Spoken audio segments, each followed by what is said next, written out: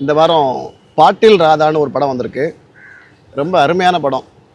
எல்லாரும் பார்க்க வேண்டிய ஒரு கதையோட பாட்டில் ராதா படம் வந்திருக்கு. அவசியம் எல்லாரும் பார்க்கணும். குடியால் ஒரு குடும்பம் எந்த அளவுக்கு கெட்டுப்போகுது, சீரழியுது, ஒரு மனுஷன் குடிக்கு அடிமையானா அந்த குடும்பத்தோட நிலைமை என்ன, அந்த குடிகாரனோட நிலைமை என்ன, யார் அசிங்கப்படுத்துகிறாங்க, யார் யாரெல்லாம் அவமானப்படுத்துகிறாங்க, அவன் என்னென்ன இழக்கிறான் அப்படின்றத ரொம்ப தத்ரூபமான நடிப்பில் குரு சோமசுந்தரம் வெளிப்படுத்தியிருக்காரு. ரஞ்சித் தயாரிச்சிருக்காரு. உண்மையில் இந்த மாதிரி படங்களை நம்ம முக்கியத்துவம் கொடுக்கணும். ஏன்னா இன்றைக்கி குடியால் தான் நம்ம நாடே அழிஞ்சிக்கிட்டு இருக்கு. இதை பார்த்து ஒரு 4-5 பேர் திருந்தினா கூட உண்மையில் இந்த படத்துக்கு கிடைத்த வெற்றி அப்படின்னு தான் சொல்லணும். கதை நாயகனாக குரு சோமசுந்தரம் நடிச்சிருக்காரு.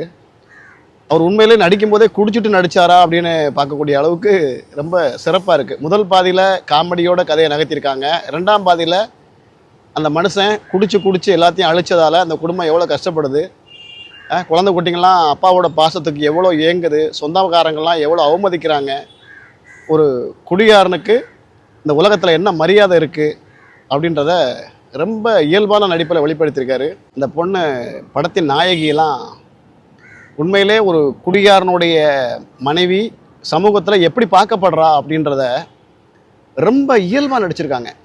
2 குழந்தைங்களை வச்சுக்கிட்டு, புருஷன் குடிகாரன், வீட்டில் சோத்துக்கு வழி இருக்காது, அவன் குடிச்சிட்டு அங்கங்கே மல்லுக்கு நிற்பான், அவரை கொண்டு போய் அந்த சீர்திருத்த பள்ளியில் சேர்ப்பாங்க, அங்கேருந்து தப்பிச்சு வந்துடுவான். அதுக்கப்புறம் இந்த பொண்ணோட மனநிலை, புருஷனை விட்டு பிரிஞ்சு போகிறது, தற்கொலை பண்ணிக்க முயற்சி பண்ணுறது, அதே மாதிரி குடிகாரனும் குடியை விட முடியாமலும் குடும்பத்தோடு சேர்ந்து வாழ முடியாமலும் தற்கொலை பண்ணிக்க முயற்சி பண்ணுறது, இந்த மாதிரி நெகிழ வைக்கக்கூடிய பல காட்சி அமைப்புகள் இருக்குது.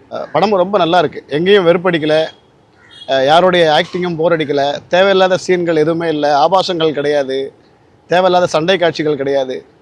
அதனால் அவசியம் எல்லோரும் இந்த படத்தை தியேட்டரில் பாருங்கள். அப்போ தான் உங்களுக்கு புரியும். முடிஞ்சால் யாராவது ஒரு குடிக்கு அடிமையானவனை கூட்டு பாருங்கள்.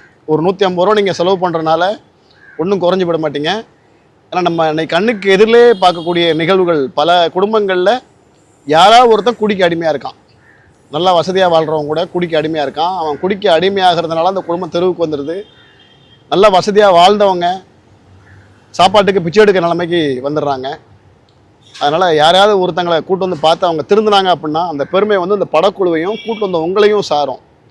நிறைய பேர் சொல்லுவாங்க, திருப்பதிக்கு போகும்போது யாராவது ஒருத்தங்களை கூட்டு போனால் புண்ணியம் அப்படின்னு சொல்லுவாங்க.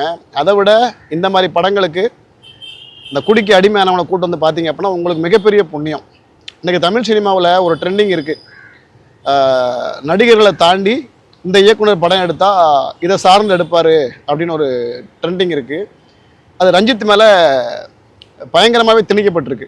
ரஞ்சித் படம் எடுத்தாலும் தயாரித்தாலும் அவங்க சமூகம் சார்ந்த படங்களை தான் எடுப்பார் அப்படின்ற மாதிரி ஒரு ட்ரெண்டிங் இருக்குது. ஆனால் உண்மையிலே அந்த மனசனை பாராட்டலாம். எனக்கும் சமூக அக்கறை இருக்குது அப்படின்றத காட்டுற மாதிரி, சமூகத்துக்கு நான் ஏதாவது ஒரு நல்லது பண்ணணும் அப்படின்றத சொல்கிறது மாதிரி, இன்றைக்கி அரசாங்கம் கூட சரக்கு ஊற்று தான் கவர்மெண்ட்டே ஓடிக்கிட்டு இருக்கு.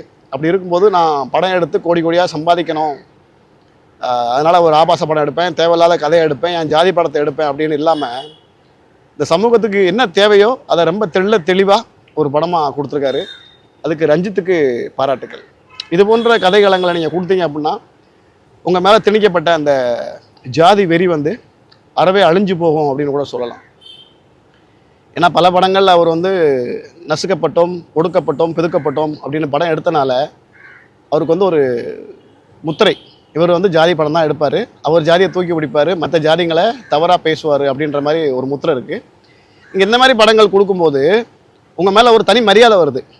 சமீபத்தில் கூட வீட்டில் உள்ள பெரியவங்களுக்கு முக்கியத்துவம் கொடுக்கணும், அம்மாவை மதிக்கணும், வயசானவங்க குழந்த மாதிரி அவங்க எது பேசினாலும் அதை கண்டுக்கூடாது, அவங்களுக்கும் ஒரு இடம் கொடுக்கணும் வீட்டில் அப்படின்ற மாதிரி ஜே பேபின்னு ஒரு படம் கொடுத்தீங்க. ரொம்ப சிறப்பான படம். இன்றைக்கி சமூகத்தில் பல பேர் தாய்க்கு இடம் இல்லாமல் கொண்டு போய் முதியோர் இல்லத்தில் சேர்த்து விட்டுறாங்க. அவங்க குழந்தை குட்டியோட, பேரம்பேத்தியோட, மகனோட லைஃப்பை என்ஜாய் பண்ண வேண்டிய நேரத்தில் யாரோ ஒரு தெரியாத முகங்களோட கொண்டு போய் சேர்த்து விட்டுறது நம்மளால் ஏற்றுக்க முடியலை.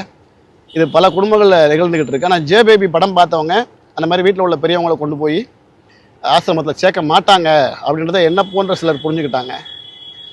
அது மாதிரி இந்த படமும் சமூகத்திற்கு தேவையான ஒரு கதை. எல்லாரும் அவசியம் பெரிய ஆர்டிஸ்ட் இல்லை, ஸ்டார் வேல்யூ உள்ள ஆர்டிஸ்ட் யாருமே இல்லை அப்படின்னு அவாய்ட் பண்ணாமல் பாட்டில் ராதா படத்தை வந்து தேட்டரில் பார்க்கணும் அப்படின்னு கேட்டுக்கிறேன்.